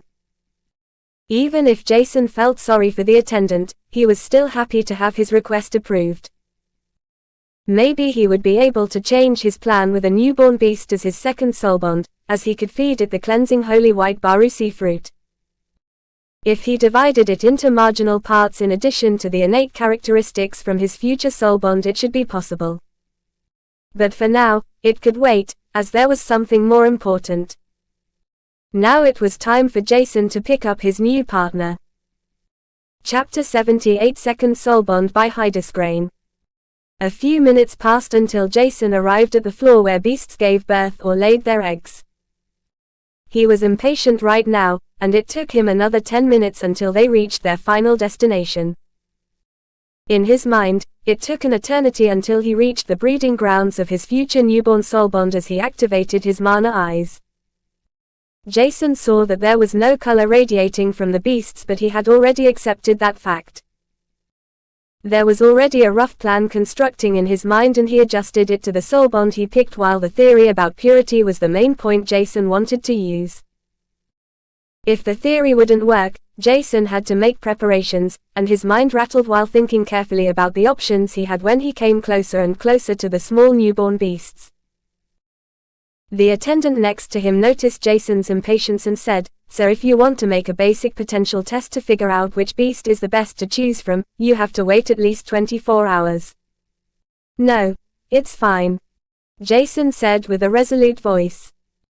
He already saw that the potential or core purity was around the same, and Jason couldn't detect any differences. As such, testing the potential and waiting for a whole day would be a waste of time and lessen the effect of the soul bond between each other. The attendant knew that forming a bond as soon as possible would be the best for their soul bond, but not even caring about the potential of your future companion was odd. Forming a soul bond with the chance of having the potential to reach higher ranks would be more important in his opinion. But it was not his choice, and the attendant told Jason to decide which one he wanted to pick. The beast mother was exhausted and sedated, so she wouldn't be able to do anything. Even if she was awake, the attendant would prevent it from doing anything to Jason. Jason came closer to the newborn beasts, and there were dozens of 1 centimeter long scorpions with a soft yellowish-green exoskeleton in front of him.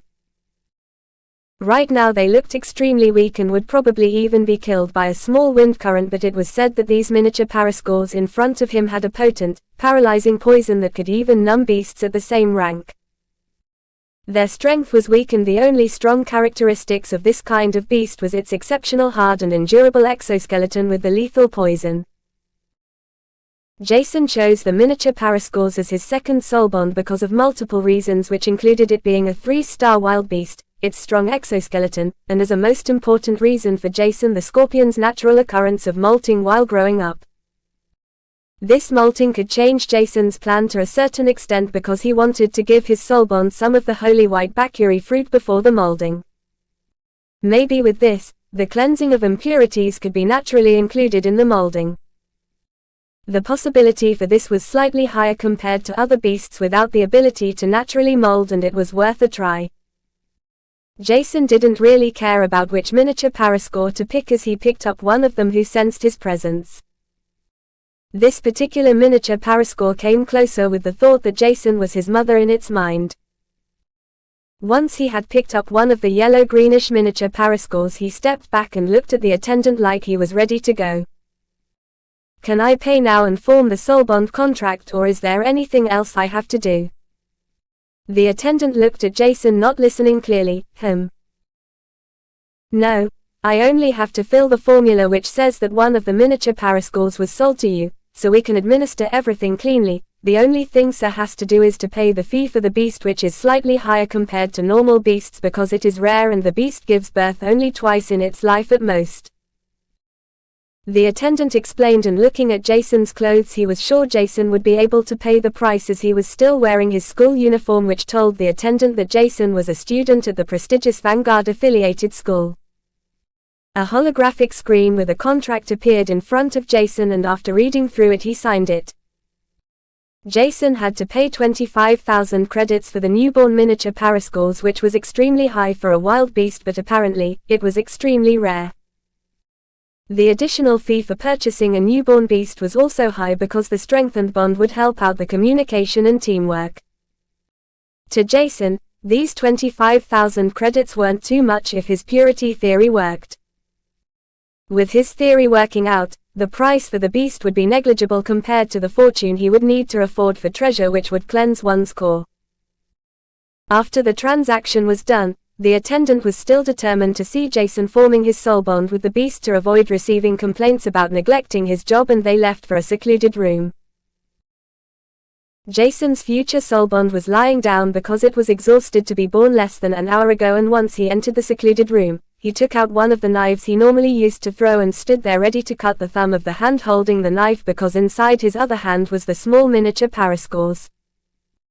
Before he cut his thumb, Jason entered his soul world and loosened up a thread of his soul, which he led it carefully through his body into his thumb. Cutting his hand, dark red blood with a golden hue could be seen.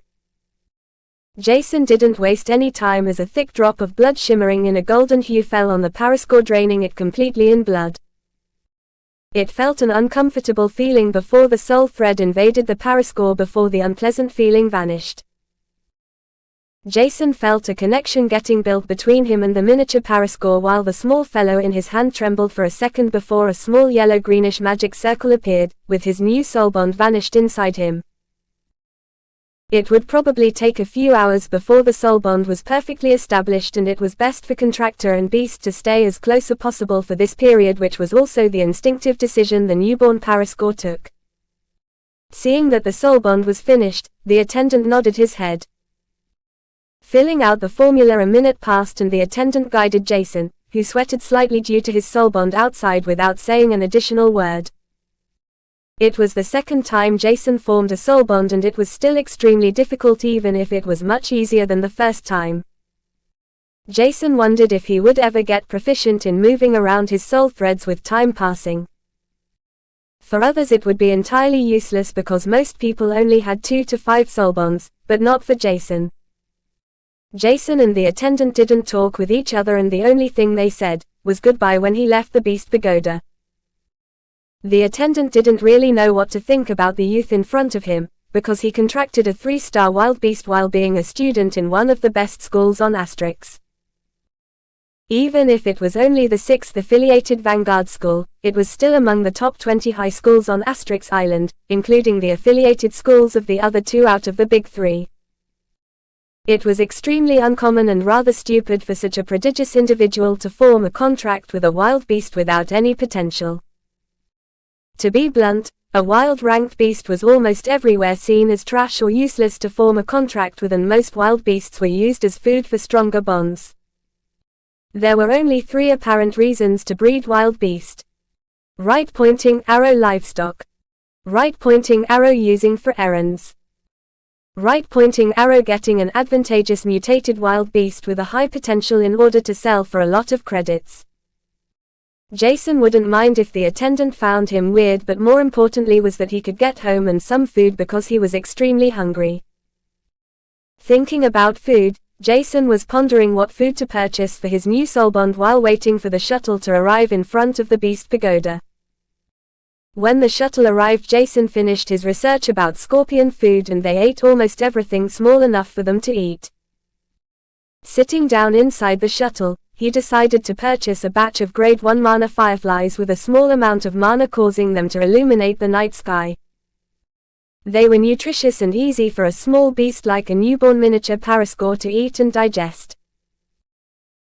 Inside Syro City with the dense mana around, the growing phase of his second soul bond would probably take only 2 months at most, while Jason wanted to increase its speed even more so that the miniature Parascore would reach adulthood before the class battle began. Thereby he would use mana stones for that and the holy white Bakuri fruit in addition. After deciding roughly what to do in the next few weeks, Jason practices the Heaven's Hell technique inside the shuttle until he arrives at the Flay's house. Chapter 79 First Purification by Hydesgrain. The first week of school passed and Mr. Grile did not teach any martial arts to his students. Instead, he focused on improving the mana-absorbing aptitude of everyone slowly, which brought them many benefits, as almost everyone's speed increased to a certain extent. Jason was the most astonishing student among the small batch, as he picked the best spot with the thickest mana flow, every time they were supposed to gather mana, increasing his already astonishing mana-absorbing speed even more. Because he was still unaccustomed to the mana flow inside Syro City that was already extremely dense, Jason had some problems to continuously absorb mana.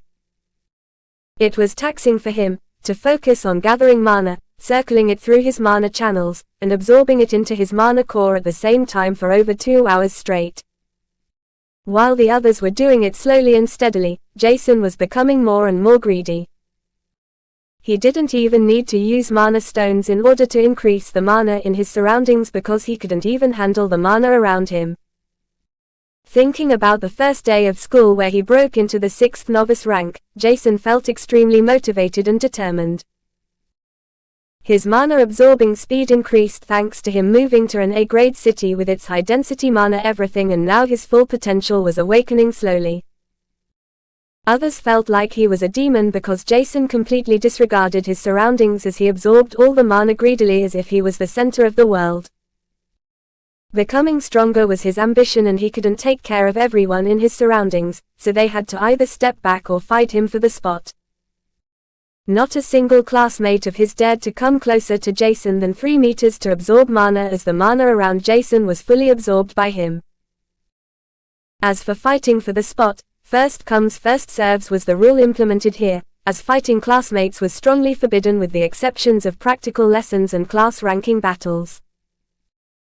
Even their teacher was astonished to see Jason absorbing the mana in the surroundings so fast, and he wondered how a 6th novice rank could be able to multitask so excessively, without having practiced a technique that improved his mind. Techniques to improve one's mind and brain were extremely rare, and only royalty or higher-ups would be able to practice such technique. Seeing Jason being able to gather and convert the mana so fast, Mr. Grile was extremely astonished. He himself could only do something like that when he reached the expert rank, as his mind was continuously refined with each breakthrough. Till Grile knew that Jason was somehow special, but each day passing caused him to be more and more surprised about the young black-haired youth with his golden eyes. There were also other things Mr. Grile found weird. Jason came to school on Wednesday with a 1 centimeter small yellow-greenish newborn miniature Parascore in his hair, which was almost not noticeable if he wasn't continuously radiating some of his mana. After asking Jason about that, he just replied it's his soul bond, which caused him to be taken aback.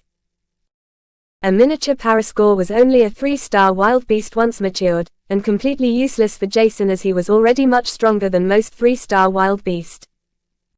The amplification provided by the small 3-star wild beast would be negligible. Mr.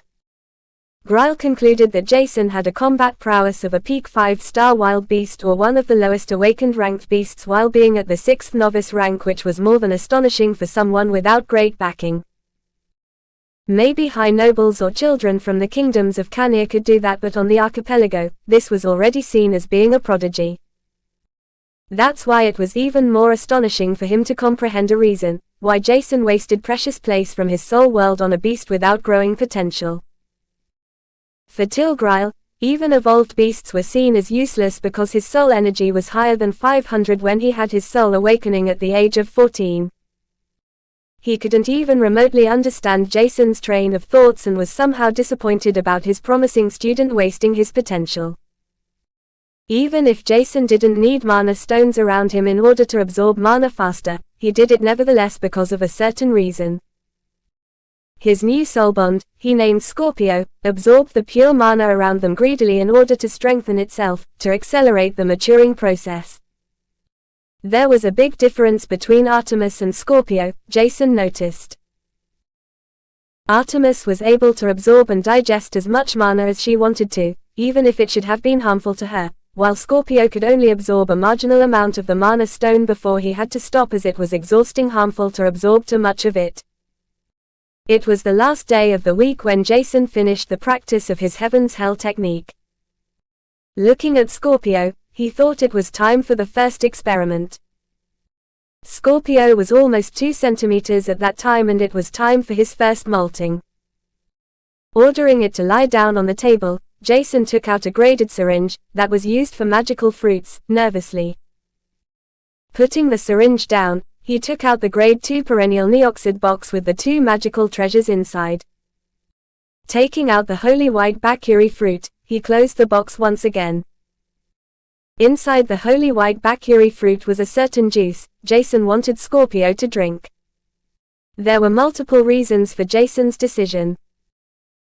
The most obvious reason was that the 2 centimeter long Scorpio wouldn't be able to gulp down a fist-sized fruit, while the second reason for Jason to do so was that the juice within the fruit shone in the feeblest black he had ever seen, indicating its lower purity effect. He hoped that it would cause his second soul bond less pain.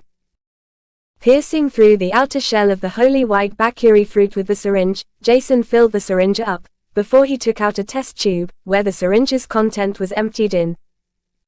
The holy white bakuri fruit was now damaged and would decay faster than before. As such, Jason filled the syringe another 3 times before he had 3 testing tubes completely filled. Storing the holy white bakuri fruit and other tools away, only 1 testing tube was left in Jason's hand while the others were safely packed in a box with soft materials to provide the best protection inside the cooling freezer. The cooling freezer temperature was perfect for the testing tube to prevent the magical effect from decreasing too much over the next few days.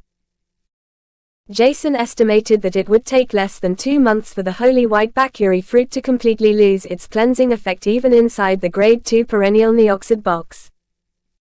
In his opinion, this was more than enough time. Scorpio would most likely require finishing the fruit. With each day the cleansing effect would lessen, and Jason wasn't even sure if the cleansing effect would still be strong enough in 2 months to cause his miniature Parascore to cleanse his core in the initial phase in order for it to reach the awakened rank. That was why Jason decided to fasten up the process.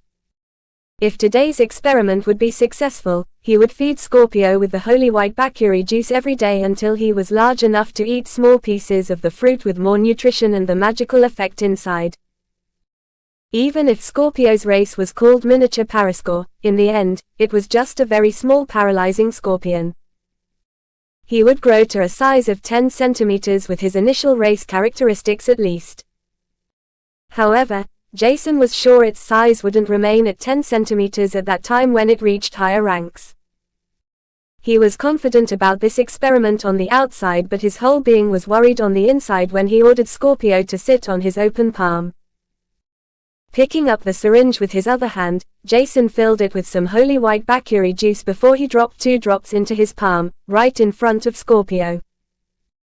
Jason didn't dare to order Scorpio to drink the 2 drops in front of him, as soul bonds couldn't decline orders if their soul energy was weaker than their contractors.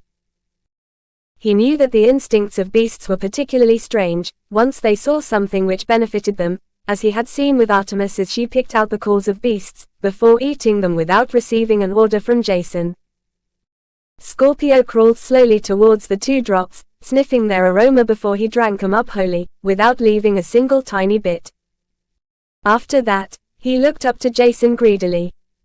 At first, Jason felt weird, but he could sense that Scorpio asked for more, which made him extremely happy. Drop after drop was consumed by Scorpio and almost a whole test tube vanished in his tiny body, when Jason suddenly saw his small soul bond writhing in pain, throwing his body around. His mana eyes witnessed the whole process and his eyes widened with worry and pain due to their shared emotions. Jason felt suddenly apologetic about doing something so stupid as he fed Scorpio more and more potent holy white bakuri juice. His worry increased, even more, when Scorpio completely stopped moving after a few minutes of squirming around in pain. There was not a single mana fluctuation coming out from Scorpio, and Jason was extremely worried. If he couldn't feel that his soulbond was still alive, he would have been devastated, thinking that he had killed Scorpio. Only after half an hour passed, Jason noticed mana fluctuations spreading out from Scorpio as he began to flinch violently, forcefully expelling its outer shell, which was yellow-greenish with thick black dots on it.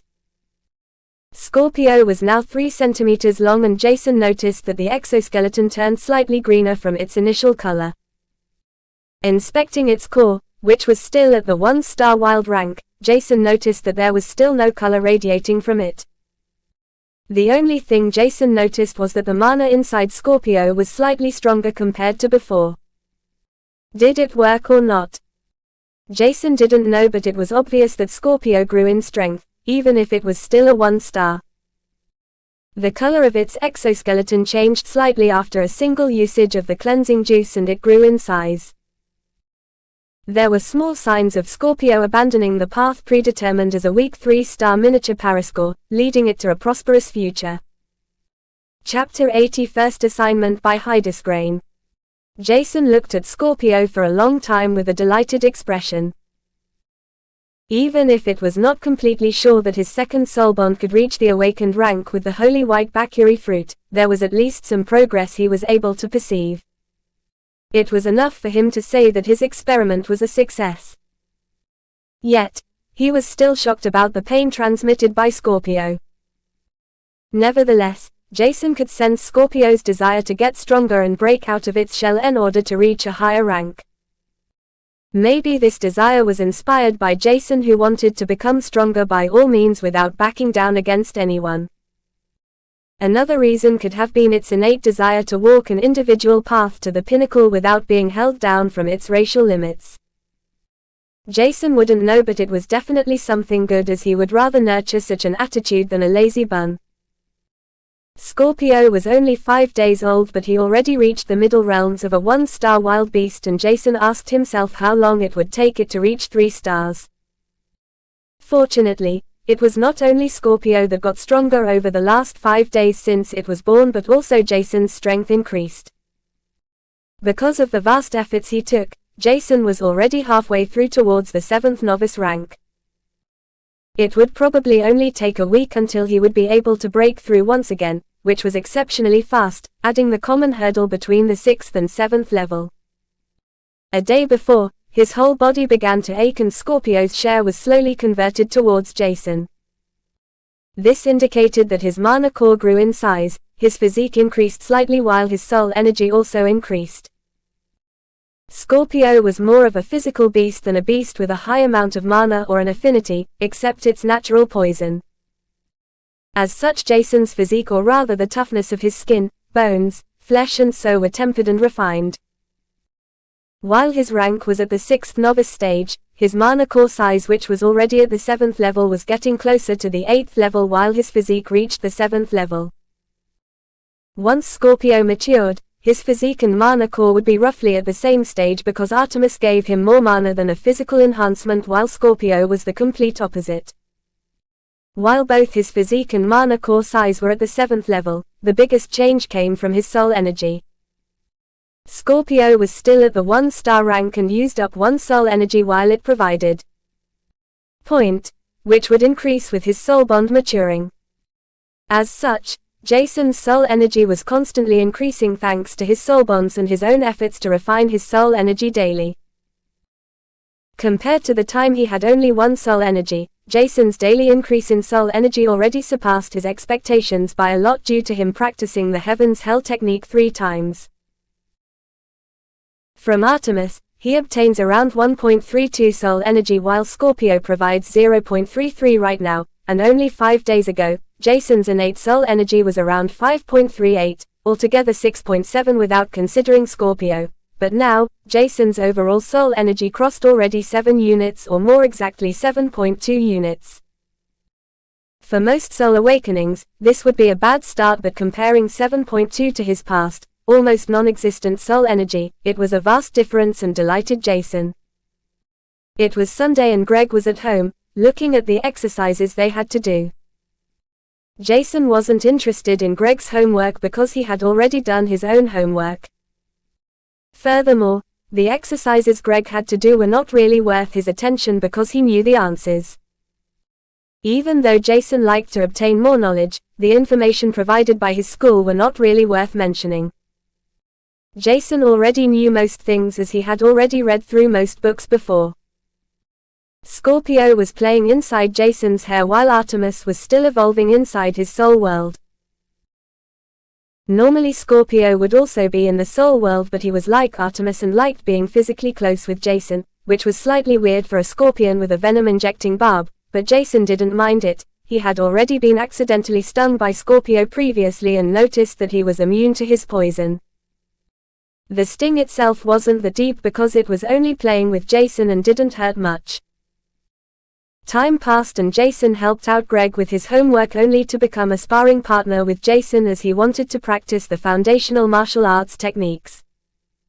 Greg suppressed his strength to one of 6th novice rank and they began practicing all kinds of basic techniques. While Jason was nimble and used many different technique sequences, Greg was rather crude and rough as he used his tough physique to crush Jason in the past. But Jason knew all of that and was using that brute force to practice quick and lethal attacks with a wooden dagger, while Greg could use all kinds of weapons. And like Leo Hart, Greg used gloves.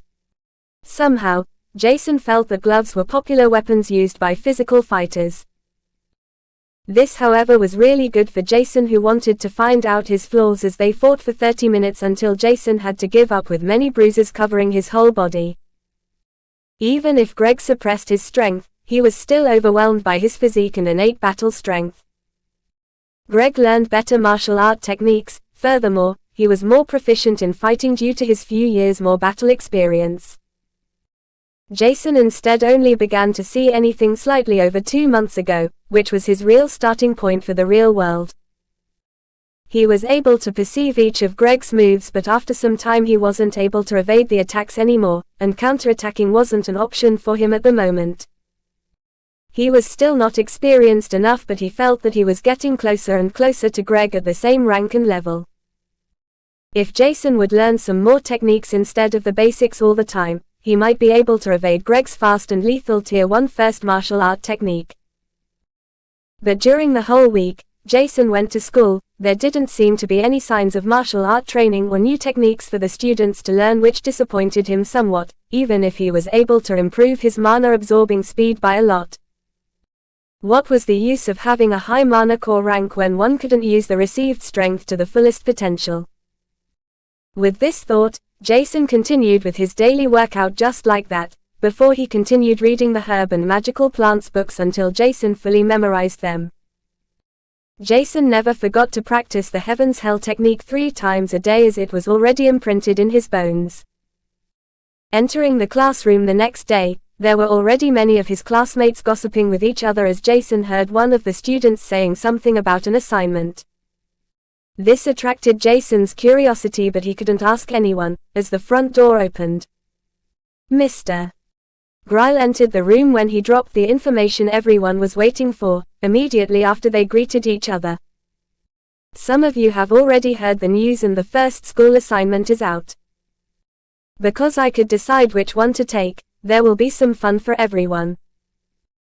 Because I know everyone is longing to learn a new and mighty martial arts technique, I'll teach everyone that passes the assignment a martial arts technique for the remaining week. If someone can't fulfill my demand, there will be no reward and he or she will be punished. That means the faster one submits the assignment, the longer he or she can learn the chosen martial art technique from me. After this week is over, I'll never explain anything about the chosen technique again, except another assignment I gave out was finished and submitted on time, Mr. Gryle said. Somehow this sounded a little bit wishy-washy for everyone and it was difficult to understand their own teacher, but the meaning was somewhat understandable.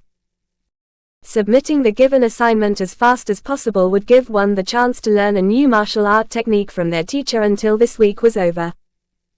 Isn't it the job of our teacher to teach us martial art techniques? That was the thought in almost everyone's mind, but the next words struck everyone like a bolt of lightning. If someone is wondering, I'm not talking about peak tierless or common tier 1 martial art techniques. You'll be able to choose any technique I learned during my whole life, which includes some tier 3 techniques, special and unique techniques, also called skills by many. I think that should be encouraging enough, right? The whole classroom was silent until a thunderstorm of roars and cheers resounded through the whole room, while Jason was only silently looking at his teacher.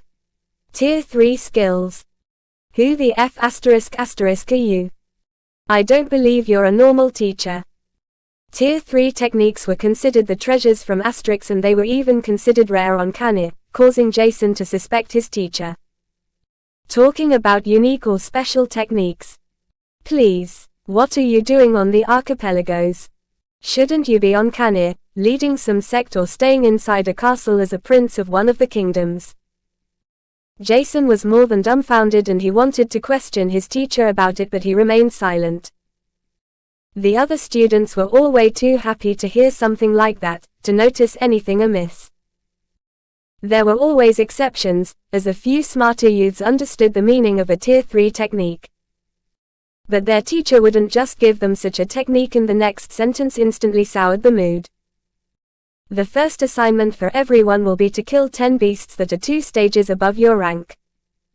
My requirements are simple.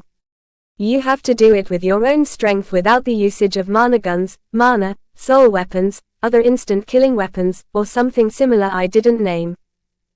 Soul beats are not allowed for this assignment, so don't use them.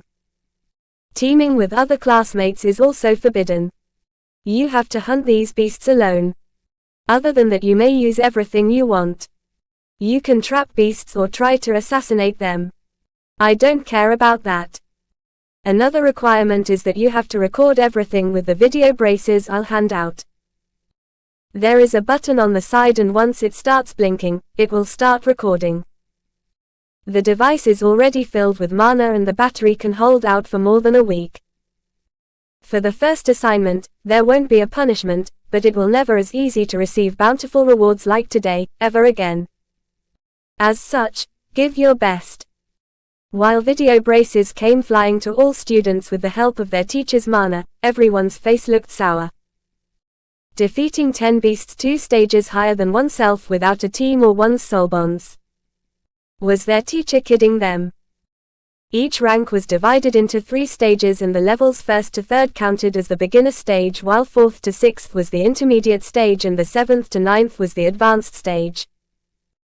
That means if one was at the 3rd adept rank like most students in this class, they would have to defeat a late awakened beast, which was a vast difference in strength. If one could use their soul bond, this wouldn't be considered problematic, because most students that were accepted at this school had a late awakened beast as the worst soul bond, without considering Jason's situation. Leo Hart, for example, was at the 5th adept rank, and he would have to defeat a low evolved beast. How should he do that? It was definitely a huge challenge, but even after getting to know that it was extremely difficult, the benefits one could receive were huge enough to give it a try. Without further ado, everyone began to rush out of the classroom after Mr. Gryle finished his explanations. Only Jason was left behind in an empty classroom with his teacher. Mr. Gryle noticed Jason looking at him when Jason asked, "Is it really okay for me to use everything except the weapons described, and a team?" He had a rough idea of what he should do, but he wanted to ask before implementing them in his actions. "Do as you wish," he only said, and Jason recorded it as evidence because he didn't trust his own teacher before he walked out of the school with a faint smile on his face when he entered the online shop. Chapter 81, Leaving